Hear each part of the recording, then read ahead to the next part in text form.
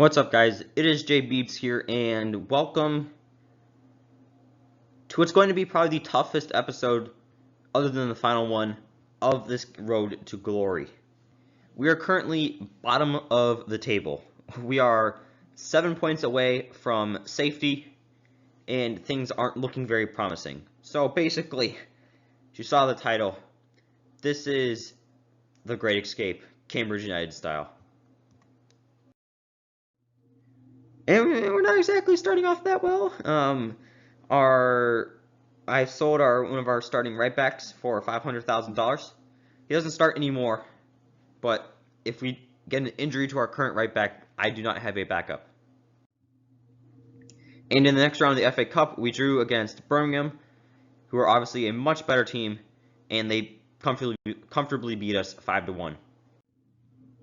I've also sold Paul Lewis, who was out on loan last season. He came back, and I've decided to sell him.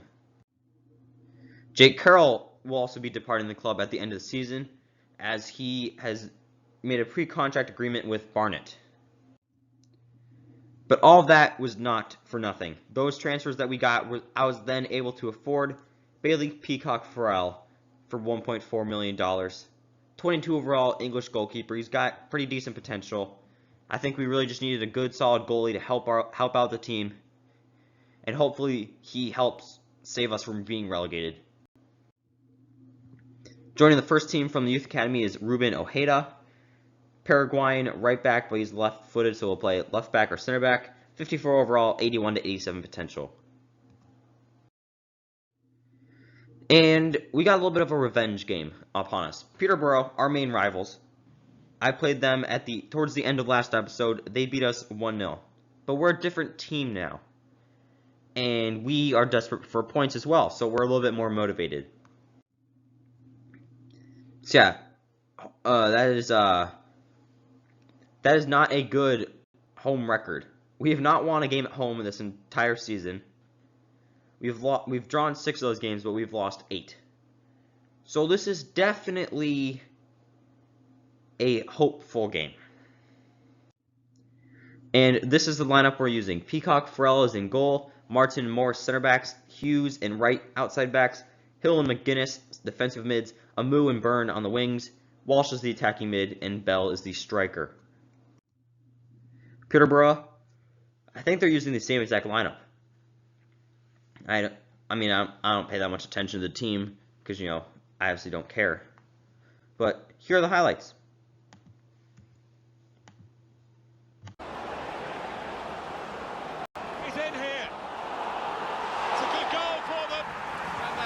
Playing well, no one can really lovely ball, just to keep a debate, to get the equaliser.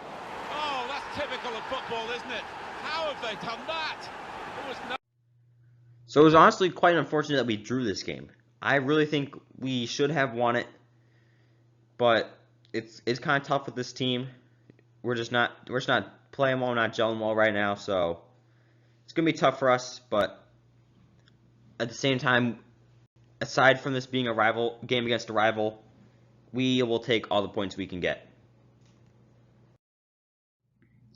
Someone who will be joining the first team from the youth academy is Tong Hayu Chin, South Korean right mid, 53 overall, 69 to 93 potential. Have to see what that potential is to see if he's going to be doing anything. Kang Dong will also be joining the first team, Chinese defensive mid, 50 overall, 72 to 92 potential. Min Jun Choi, South Korean attacking mid, 54 overall, 71 to 91 potential. Chun So Ro, center mid from South Korea, 57 overall, 73 to 93 potential. I hope that him, or at least another one of these guys, does well for us. Ho Hu is a Chinese defensive mid, 6'2", 57 overall, 65 to 89 potential. Again, have to see what that potential ends up being to see if he's going to do anything for us. And we got some game action. We're facing off against Bury. We need some points at the time, so that's why I'm playing this game. Because they are currently just above the relegation zone with 2 games left. And we are in the relegation zone with 2 games left. Or no, not 2 games. There's a couple more games. Yeah, this is... Never mind. I thought that was 46, not 36. So yeah.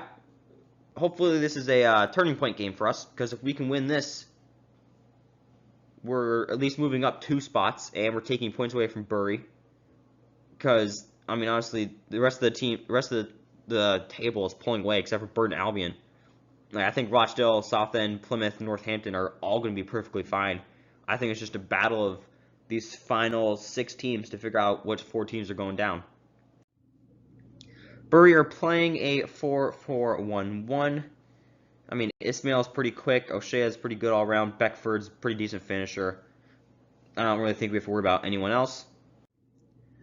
And we are playing a 4-3-3 or a 4-2-3-1 narrow. Taylor, Martin, center backs. Wright, Tang on the outside backs. Hill, McGuinness, defensive mids. Byrne, Ferreira, and Walsh in the midfield. And Bell is the striker.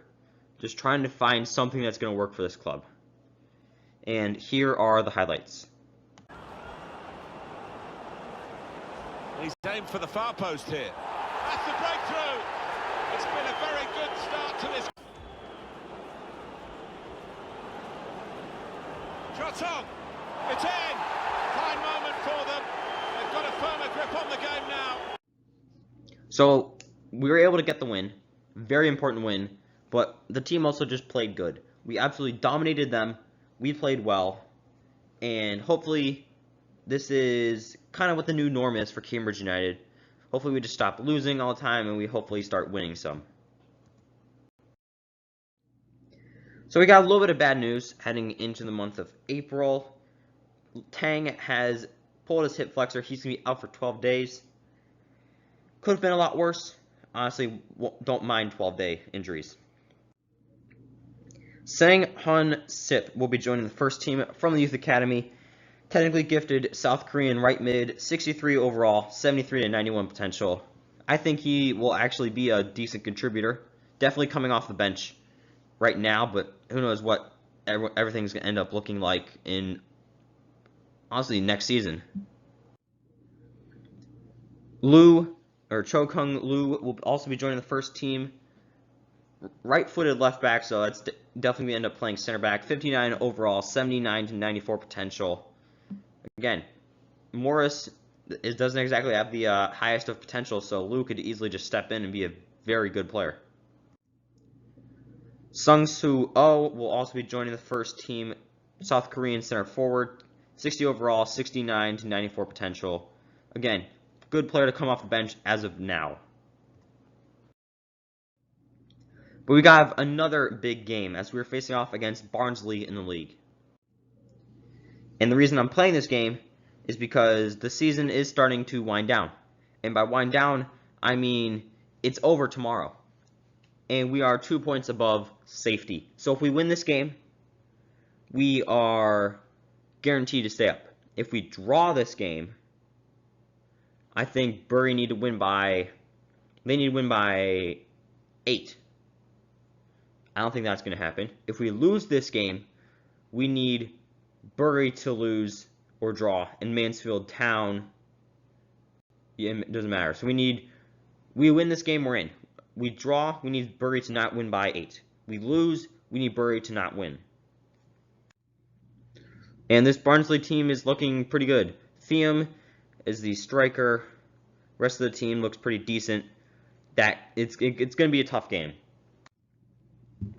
But the lineup is pretty much the same as it always is, except Taylor normally plays that center back position. So yeah, same team as normal. Let's just hope we can get it done. Lovely incisive pass. That's a clever, got to be. He scored! Fantastic start. Really quick. Got his shot off now. It is a goal. Deflected by a defensive boot there.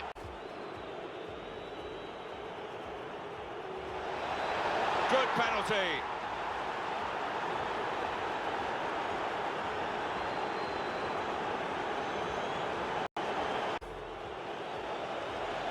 Threading it through. Here's a chance. Splendid goal here. and that could just pull them away to make... So we were able to get it done.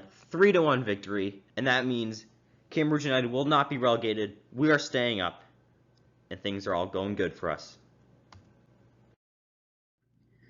So yeah, we finished 5 points safe of safety. Not good though. As much as this is a good small win momentarily,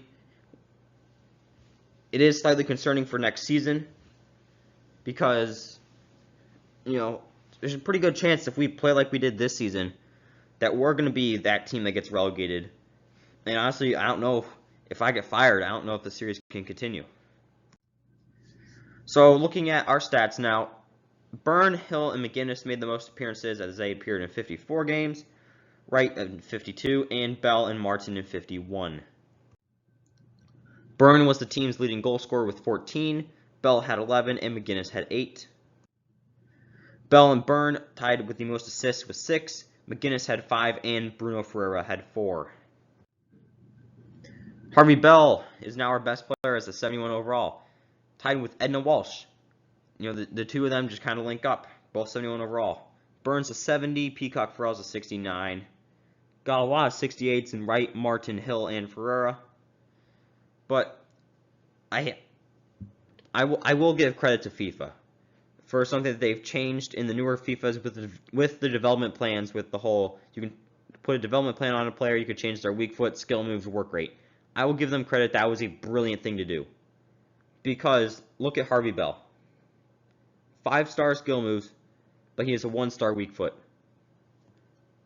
And as a striker, that is quite the issue, because, I mean, he can only shoot with 1 foot, which, like, really limits and prohibits a very large chunk of ability.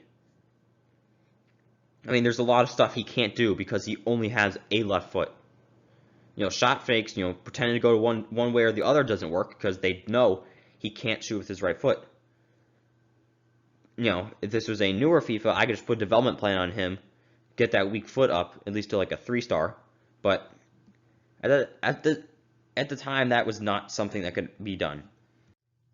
Looking at our players whose overall increased the most, Martin's overall went up by 12, Bell's went up by 11, Tang's went up by 10. And really looking at, this is a very positive thing for the team because we are a very young team and we are improving steadily. Obviously, certain players wouldn't make, you know, 10 overall jumps in one season. Obviously, that is very nice. However, it's just good to see that we aren't just leveling off, we are continuing to improve.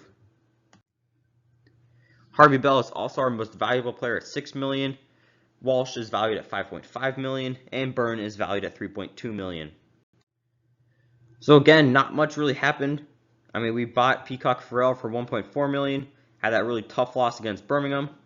But we've now played 115 games. We've won 39, drawn 32, but we've lost 44. We've scored 147 goals and allowed 152. I think I can confidently say, for the first time ever in a road to glory, that I've had more losses than wins and more goals allowed than goals for.